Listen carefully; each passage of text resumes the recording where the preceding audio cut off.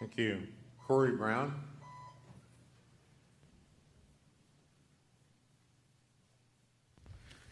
Good evening. Thank you for giving me the opportunity to speak about the value of granny flats. 38 years ago, my parents lived in a tiny, no-bedroom garage apartment.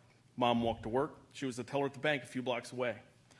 Dad was finishing up grad school, and they had so little extra spending money that they knew what day to pick up the paper because there was a Burger King coupon for buy one, get one free, and they could have a double date night with their friends.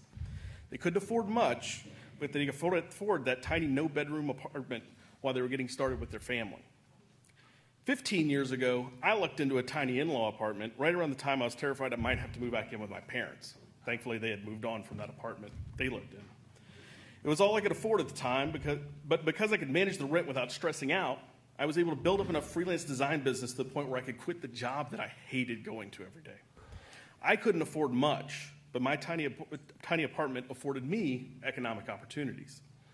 Reducing barriers to in-law apartments, granny flats, or garage apartments is low-hanging fruit when it comes to affordability in Austin.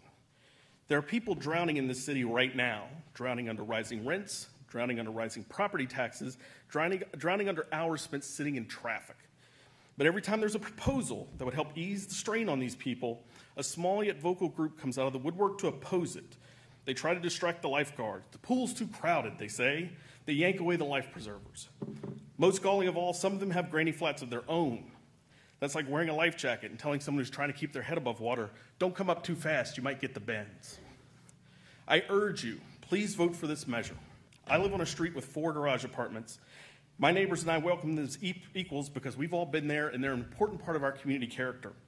There's professionals and even one young couple with an herb garden that's doing way better than mine. Maybe 15 years in the future, there will be 5 garage apartments on my street, one over my garage, where I didn't have to pave a chunk of my small yard as a requirement for a building for my retired parents to live. A place where they could live without worrying about rising rents, but that'll only happen if we start moving forward today. Thank you.